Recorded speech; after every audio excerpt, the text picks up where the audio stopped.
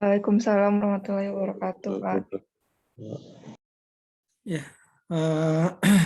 kita awali dengan alhamdulillahirabbil alamin. Kita bersyukur kehadirat Allah Subhanahu wa taala. Mudah-mudahan selalu dilimpahkan rahmat dan karunia kepada kita bersama, memberikan kesehatan yang cukup, apalagi dalam kondisi pandemik yang masih belum terkendali pada saat sekarang ini. Salawat dan salam kepada junjungan kita Nabi besar Muhammad SAW. Allahumma shalli ala Muhammad wa ala ali Muhammad. Saya jangan sampai berulang-ulang menyampaikan bahasanya kuliah kita kameranya on, ya. Jadi tidak ada kameranya yang off. Ini yang A ini tidak tahu siapa nih A nih.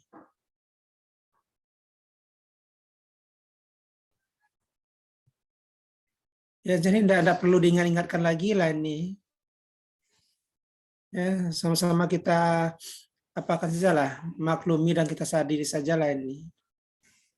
Kemudian yang hadir baru 54 orang. Dari 70 ya, 70 berapa apa?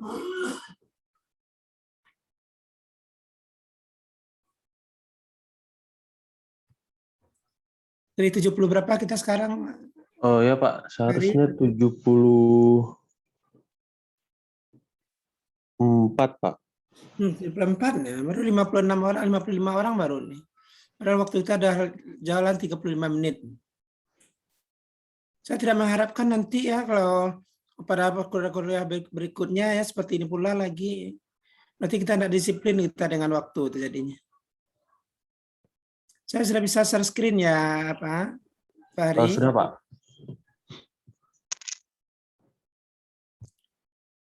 Ini kuliah kita hari ini merupakan kuliah terakhir ya dengan saya. Kita akan bicarakan masalah bioavailabilitas ya. Kita lihat ya. Bioavailabilitas ini merupakan suatu bentuk terminologi kita mempelajari biofarmasetika. Kalau kita mempelajari biofarmasetika, kalau kita tidak tahu BA/BE, ya BA bioavailabilitas itu adalah BA dalam singkatannya, BE itu adalah bioequivalence. Ya. Jadi kalau kita tidak memahami ya bagaimana cara menentukan bioavailabilitas obat atau bioekivalen obat, berarti sasaran daripada mata kuliah ini tidak tercapai. Begitu penting sekali dalam rangka kita menilai mutu obat yang akan dipergunakan oleh masyarakat, sehingga obat yang ada itu adalah obat yang telah memenuhi persyaratan mutu. Jangan sampai terjadi istilahnya ketidakpercayaan daripada masyarakat tentang produk obat yang digunakan.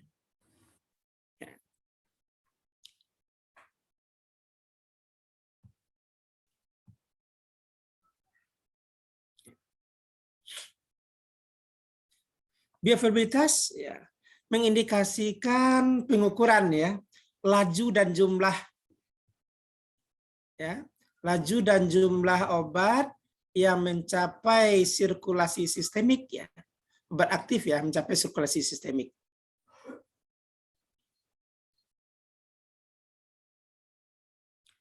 Jadi apa yang dikatakan dengan laju dan apa yang dikatakan dengan jumlah dan apa parameternya? Ya, parameter yang akan kita nilai ini adalah obat yang aktif ya, secara terapeutik.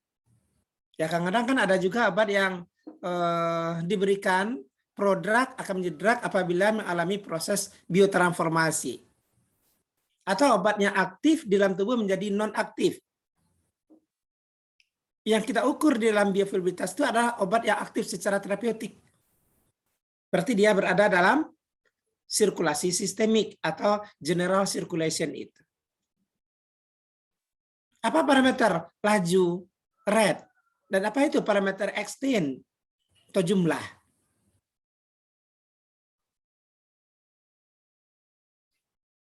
Apa kira-kira?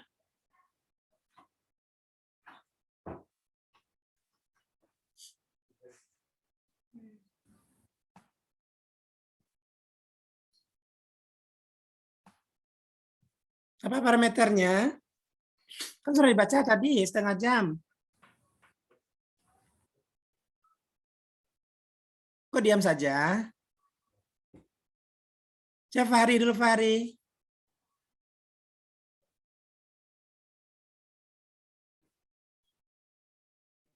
Iya, Pak.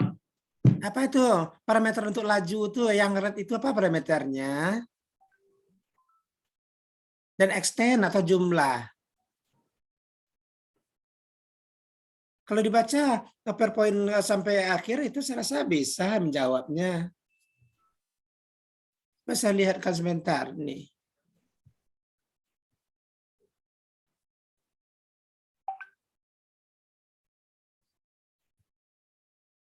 Nah, ini. Nah, dari sini ini dapat kita tahu mana yang laju, mana yang jumlah nih. Metode yang digunakan untuk penilaian bioavailabilitas.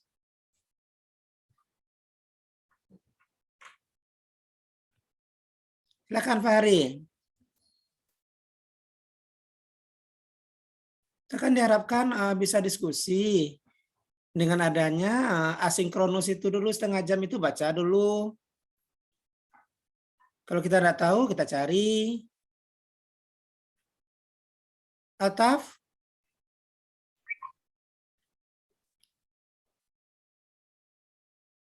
Kita sudah bisa bayangkan ya, sewaktu obat diberikan melalui rute-rute pemberian obat yang ada, kita akan memantau berapa kadar obat aktif yang berada dalam sirkulasi sistemik dalam waktu tertentu, pada rentang waktu tertentu. Kalau obat diberikan secara intravena, maka kadar dalam darah akan maksimal, kemudian dia akan turun sesuai dengan model kompartemen obat tersebut. Kalau obat diberikan secara ekstravaskular, maka akan ada selalu fase yang disebut dengan fase absorpsi obat.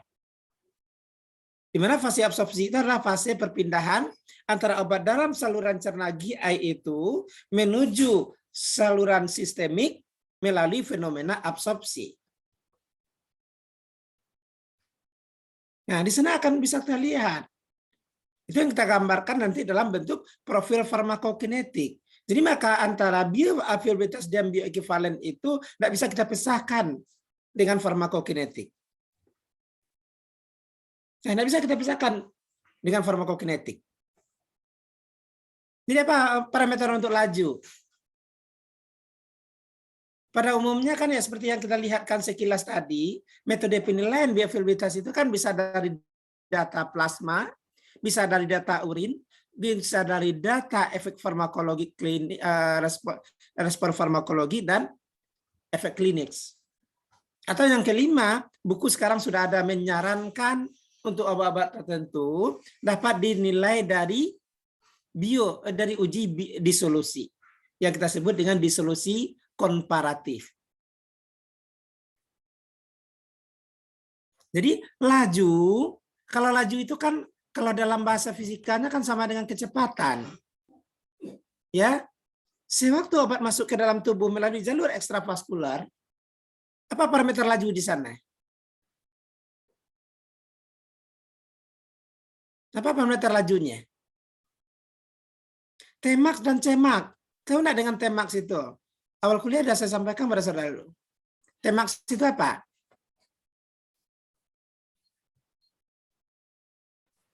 Rabiul? Konsentrasi obat di dalam plasma maksimal, Pak. Apa? Waktu di mana konsentrasi obat di dalam plasma maksimal, Pak. Ya, waktu yang diperlukan oleh obat mencapai konsentrasi maksimal di dalam aliran darah. Kalau CP max apa?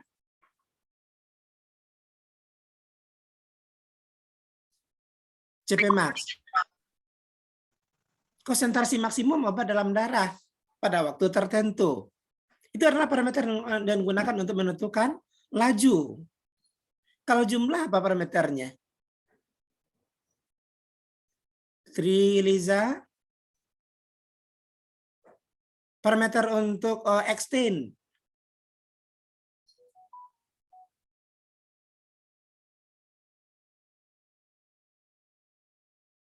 Kasih Permatasari. Ya, gimana kita menjelaskannya kalau tidak bisa diambil pengertian dari awal? Kan ada AUC, kalau jumlah itu apa? Jumlah obat yang ada dalam aliran darah itu dihitung dari awal pemberian obat sampai waktu tak berhingga. Sampai waktu tak berhingga. Ya, sampai waktu berhingga. Itu yang kita hitung sebagai nilai AUC. AUC area under of curve, luas daerah di bawah kurva. Apa tujuan daripada studi bioavailabilitas itu? Adalah untuk menentukan formulasi baru daripada satu bahan aktif. Jadi dalam rangka kita merancang formula untuk obat yang aktif, ya kita dapatkan formula barunya. Formulasi yang baru daripada bahan aktif. Misalkan, mungkin ada obat yang diberikan bentuk sirup, kita rubah menjadi bentuk tablet. Perlu dilakukan pengujian bioavailabilitas. Atau bentuk oral diberikan melalui bentuk ekstravaskular lainnya. Itu gunanya uji bioavailabilitas. Sejauh dia memberikan bioavailabilitas yang tidak jauh berbeda, dapat kita gunakan sebagai alternatif. Coba kita lihat sebentar ya. Diazepam dalam bentuk apa? Sediaan yang ada di pasaran itu. Yulia? Nah, Yulia?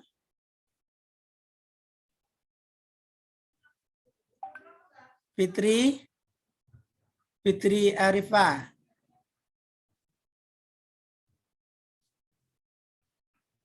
Apa diazepam dalam bentuk sediaan farmasi yang ada yang pernah saudara tahu apa? Kita udah semester 5 sekarang ini kan sudah mulai kenal kita hendaknya. Masih apa unmute? Masih mute.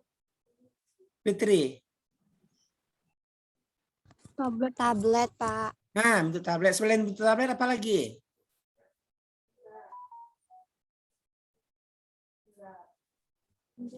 Masih apa? Injeksi, Pak. Apa? Injeksi, Pak. Nah, injeksi ada lagi yang lain, nak. Lalu bisa dia Pak matikan dulu sedang apa? Kenapa apa enggak fokus itu? Masih mute. Fitri.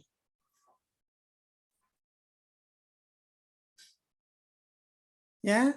Nah, jadi pada umumnya dibuat dalam bentuk tablet ya. Ada tablet diazepam itu yang dosisnya 2 mg dengan dosisnya 5 mg ya rasanya ya, diazepam itu. Kemudian ada dalam bentuk injeksi. Kemudian untuk mengatasi masalah kejang pada anak, ya, kalau kejang pada anak itu obat tidak mungkin diberikan dalam bentuk tablet ya atau diserbuk dia. Maka ada tersedia dalam bentuk supositoria. Jadi dapat digunakan fleksibel, formulasi itu adalah sangat fleksibel sekali. Kita akan cari bentuk-bentuk yang memungkinkan. Kita juga pertimbangkan masalah pasien. Kan pernah kita sampaikan ya waktu merancang sediaan obat kemarin itu. Pasien patient of consideration. Ya. Kemudian untuk menentukan bioavailabilitas dan karakteristik farmakokinetik daripada formulasi yang baru, dosage form yang baru, dan bentuk sediaan lainnya. Jadi untuk menentukan bioavailabilitas dan karakteristik farmakokinetik. Jadi berbeda formulasinya akan berbeda profil farmakokinetiknya. Itu adalah konsep yang sangat general itu. Ya. Pada umumnya yang berbeda itu pada fase apa? Pada fase apa yang berbeda profil farmakokinetiknya? Loh, kok diam pula lagi? Harusnya di spontan jawabnya. Pada fase apa yang akan berbeda?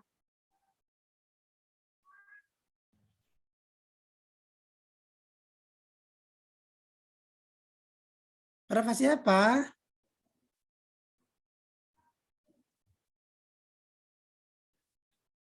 Jennifer?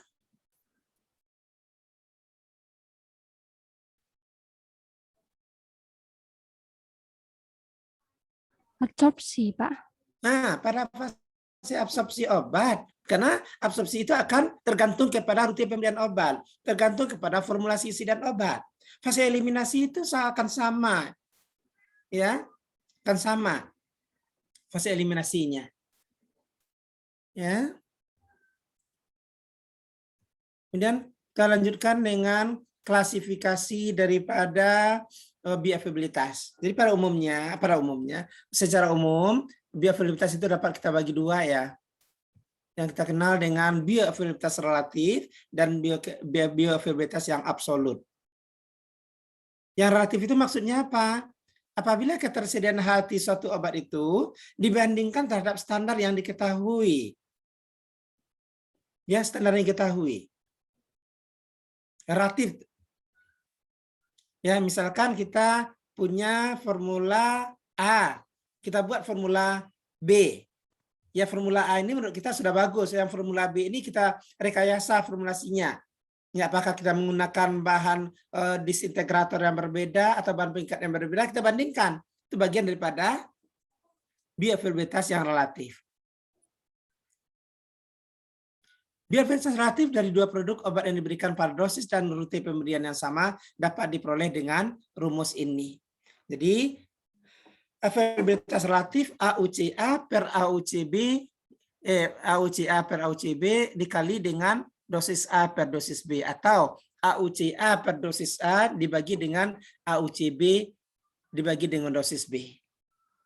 Pada saat bioavailabilitas relatif itu, kita bisa bandingkan antara oral dengan ekstravaskular lainnya. Ya, misalkan kita bandingkan antara apa tadi? Bandingkan pemberian antara tablet diazepam dengan supos diazepam. Itu bagian daripada bioavailabilitas yang relatif. Ya, kita bandingkan antara obat injeksi intraperitoneal, kita bandingkan dengan oral, bioavailabilitas relatif. Kalau sekiranya kita bandingkan antara tablet A, misalkan kita punya Ambroxol, ya, kita ganti dengan apa namanya, Mukopek misalnya. Mukopek itu juga isinya Ambroxol. Ya, satu bermerek dagang, yang satu bermerek paten, ya, paten yang telah direkomendasikan oleh para klinisi di rumah sakit. Apa namanya itu? Dia sama-sama tablet, tapi satu kita menggunakan produk misalkan generik dibandingkan dengan produk paten yang diperdagangkan. Bioavailabilitas apa namanya itu? Bioavailabilitas relatif, tetapi lebih mengarah kepada studi bioekivalensi. Kenapa?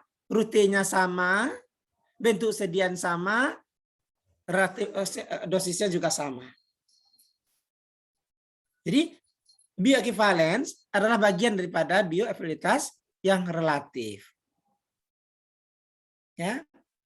Sementara kalau availabilitas yang absolut dapat diukur dengan membandingkan AUC produk yang bersangkutan setelah pemberian ekstravaskular dibandingkan dengan intravena.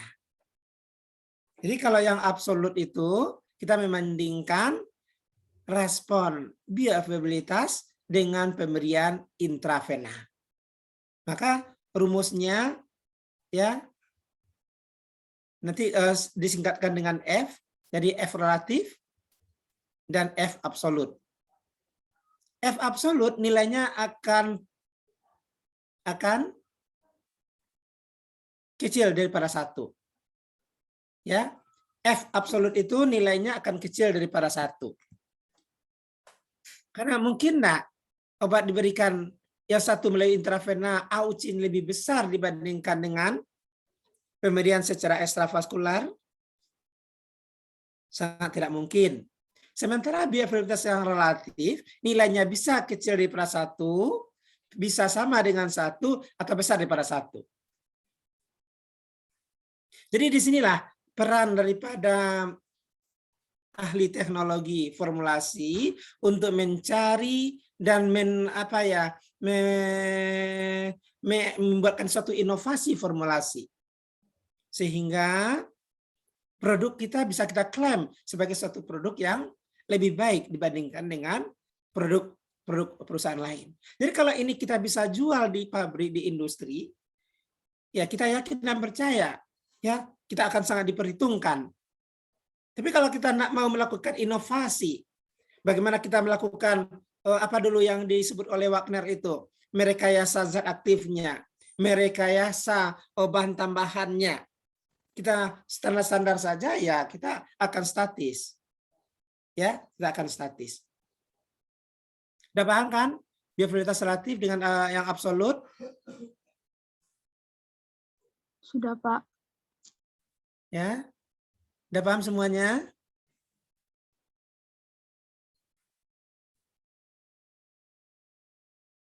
Yesi, udah paham Yesi? Udah paham? Yang mana biofluiditas absolut, yang mana biofluiditas yang relatif?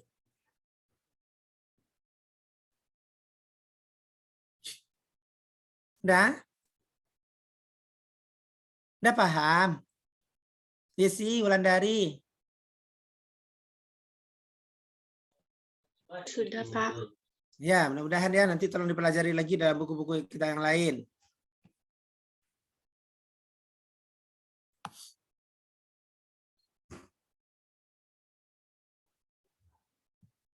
Ya.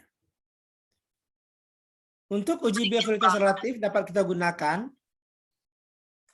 Yang pertama, memilih salah satu dari dua atau lebih bentuk sedian yang sama dengan formulasi yang berbeda yang akan diproduksi oleh satu pabrik. Jadi memilih satu dari dua atau lebih. Jadi kita mengembangkan formula itu ya perlu juga semacam trial and error ya, dicoba-coba dulu. Kalau sekarang sudah ada aplikasi yang dapat digunakan untuk mengotak-atik formula dari hasil variabel-variabel yang kita kendalikan, yang kita sebut dengan design expert, ya. Nah, nanti akan dapat kita lihat mana formula yang terbaik. Ya, kita coba bisa bayangkan contoh sederhana. Kenapa ada nama obat, misalkan ini bukan kita mempromosikan ya, ada FIC formula 44, apa itu? Pernah saya tahu sejarahnya itu? Tidak, Pak. Apa tahu? Tidak, Pak. Nah, jadi formulanya itu dikembangkannya mulai dari formula 1 sampai formula sekian. Dari sekian banyak formula itu, formula yang ke-44 yang paling baik. Nah, itu barangkali historisnya. Jadi jangan kita patah arang kalau kita merancang suatu formula itu, langsung kita tidak bersemangat lagi kalau formula kita sudah gagal. Kalau di industri itu biasa saja. Mungkin tidak selalu sukses kita mengembangkan formula itu. Perlu kesabaran, kegigihan ya, mencari. Ya, memilih bentuk sedia yang mempunyai biofluiditas yang terbaik. Tadi kita sampaikan kan, obat aktif secara in vitro dimasukkan in vivo belum tentu aktif lagi. Dicari permasalahannya di mana permasalahannya. Maka bisa kita cari faktor-faktor penyebab kegagalan tersebut. Kemudian mengontrol variabilitas yang mungkin terjadi antar batch. Ya, kalau di industri farmasi itu apa yang kita kenal dengan control chart, ya. Saudara tahu dengan control chart? Tahu nak dengan control chart?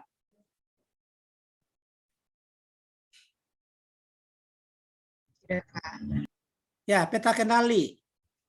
Ya, peta kendali. Kalau di pabrik itu nanti punya peta kendali. Peta kendali itu untuk melihat terjadi nak pergeseran parameter-parameter mutu obat dalam waktu proses produksi itu.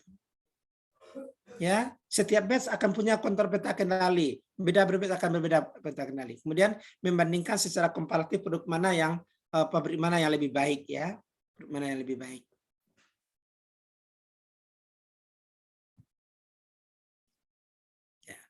Ya. Bagaimana metode yang digunakan untuk melakukan AUC? Di dalam literatur kita baca seperti ini. Metode pengukuran AUC, yang mana ya AUC ini dia AUC. Nah, ini AUC ini. Ini pemberian apa namanya ini? Intravena, Pak. Injeksi, Pak. Ya, ini injeksi intravena karena obat langsung masuk ke dalam aliran darah. Kalau ini ada fase absorpsi. Ini ada fase absorpsi. Ya, di sini dapat dilihat ya, dari profil farmakokinetik obat yang dipelajari yang menggambarkan antara kadar obat dalam darah dengan waktu berada pada posisi sumbu X, kemudian sumbu Y ini adalah konsentrasi obat dalam darah dengan satuan mikrogram per liter atau mikrogram per mililiter ya. Nah, antara larutan dengan kapsul bisa Saudara lihat kan? Yang kapsul adalah yang tidak berisi ya, titik yang tidak berisi, lingkaran tidak berisi, sementara larutan adalah yang ada hitamnya. Ya. Nah, fenomena apa yang dapat kita jelaskan di sini? Fenomena apa? Fase farmaseutik obat berbeda antara kapsul dengan larutan. Ya ingat kan fase farmaseutik?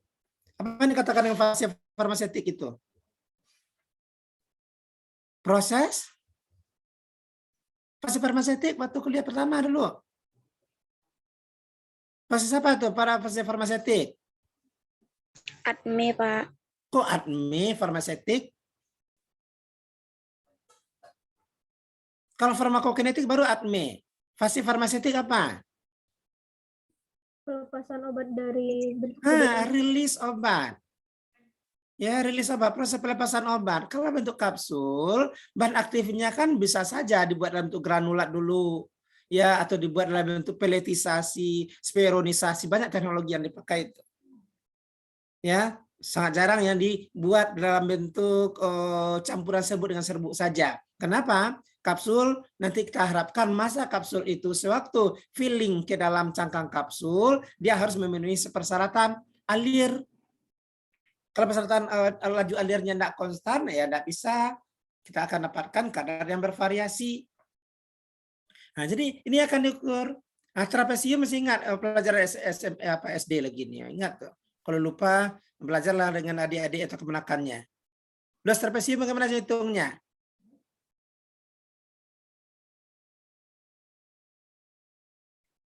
Bagaimana cara menghitung seperti trapesium? Lupa ya.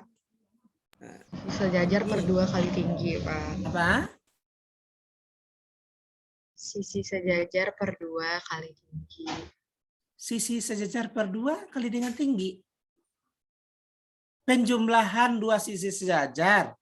Iya, Kok Pak. sisi sejajar? Penjumlahan 2 sisi sejajar dikali tinggi per 2. Ya, lihat lagi lah itu ya. Nah, jadi di sini ada trapesium 1, 2, 3, 4. Biasanya trapesium itu berdasarkan kepada titik sampling obat. Kalau di sini kan setelah 4 jam berapa nih? 1, 2, 3, 4, 5, 6, 7, 8, 9. Wah, ini padat sekali nih. Kalau seperti ini, ya gambarannya adalah pemberian obat pada manusia nih. Titik pengambilan sampel seperti ini. Pada hewan percobaan tidak mungkin kita lakukan hal seperti ini. Maka di dalam desain sampling pada uji bioavailabilitas nanti akan ada aturan-aturannya. Nah, kalau ini akan lihat ya 1, 2, 3, 4, 5. Jadi di fase absorpsi ini ada lebih kurang 4 kali titik. Ya, di distribusi juga ada 4. Kemudian di eliminasi juga ada 4. Itu adalah satu ketentuan sampling, desain sampling. Jadi trapesium. Jadi dihitung. Yang harus kita ingat, penghitung trapesium itu dari 0 sampai T sampai tak berhingga. Dijumlahkan trapesiumnya. Bisa kan? Terbayangkan? Ini trapesium 1. Misalkan taruhlah di sini ada 12 trapesium misalnya ya. Nah, di sini adalah T. Kemudian kita harus tetapkan sampai tak berhingga. Ya, diperpanjang grafiknya di tak berhingga. Nanti akan ada apa nanti? Ini yang terjadi di dalam tubuh bukan ini sebetulnya. Yang terjadi di dalam tubuh itu karena absorpsinya melupakan kinetika OR1, eliminasi obat juga pada umumnya mengikuti kinetika OR1, pada umumnya di sini adalah untuk log konsentrasi ya, untuk log konsentrasi. Jadi kurvanya tidak begitu ekstrim tajam seperti ini. Ya. Jadi dihitung trapesiumnya ya. Nah, kemudian kalau kita yang kedua menggunakan digital planimeter, nah, di sini kita apakan? Kita hidupkan alatnya. Ini yang merupakan alat yang berhitung secara digital, dihitung di sini. Kemudian kita buatkan grafiknya sampai di sini, sampai dia menyentuh titik perpotongan subuh X, kemudian kita naikkan lagi ke atas. Kita ketemu lagi dengan titik awal ini. Ini adalah digital planimeter. Ya, berapa daerah yang dicacah oleh alat digital itu adalah AUC-nya. Ya. Nah, kemudian kalau dengan ketiga itu adalah dengan penimbangan. Kita harus menggunakan kertas khusus. Tidak bisa kita menggunakan kertas grafik biasa itu, tidak bisa kita gunakan untuk penentuan nilai AUC. Kenapa? Kalau kertas grafik biasa ini belum tentu lagi ketebalannya tidak sama. Ya, belum tentu sama lagi ketebalan antara satu kertas dengan kertas berikutnya. Tapi kalau kita menggunakan kertas yang sudah standar untuk penilaian biofilmitas, yakin dan percayalah antara satu lembar dengan lembar berikutnya akan konstan karena sudah digunakan khusus untuk itu. Yang keempat dengan menggunakan parameter farmakokinetik. Karena di sini parameter farmakokinetiknya mungkin kita lihat nih, mungkin gambarannya adalah model 2 kompartemen. Ini ada distribusi obat dan ada eliminasi obat. Ya, di sini ada ini dengan ini, ada eliminasi obat. Itu parameternya berapa? K, D, konstanta distribusi. Berapa konstanta eliminasi obat? Nanti dihitung berapa K eliminasinya, berapa K distribusinya dibandingkan dengan konsentrasi obat. Ya, konsentrasi obat.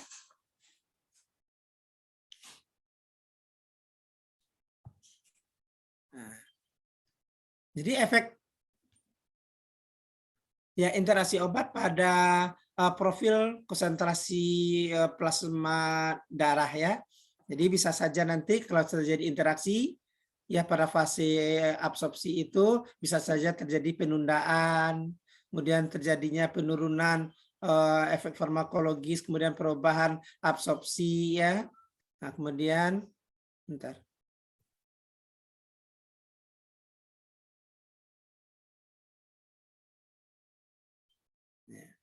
Ya, bisa saja interaksi itu akan menyebabkan terjadinya kegagalan absorpsi, bisa saja terjadinya penundaan absorpsi, tapi peningkatan konsentrasi obat dalam darah bisa menyebabkan terjadinya toksisitas. Bisa saja. Makanya perlu. Nah, ini bagaimana kita menilai ya biofilmitas obat itu. Nah, ini pentingnya farmakokinetik. Pada umumnya orang menilai biofilmitas itu dari data plasma. Dari data plasma itu kita akan dapatkan nilai Tmax, Cpmax, dan AUC. Ya, ini yang kita dapatkan. Bagaimana menghitung Tmax itu secara matematik bisa dihitung atau mungkin secara grafikal bisa kita hitung. Cpmax itu bisa dihitung secara matematik dan bisa dihitung dari gambar. Kalau AUC tadi telah kita sampaikan. Ya, keterbatasan kita dalam menghitung secara eksperimental, Tmax itu adalah belum tentu pada saat kita lakukan titik samplingnya pada Tmax-nya itu. Biasanya akan terjadi sedikit pergeseran ya, Tmax dan Cpmax. Ya. Plasma itu diambil dari apa?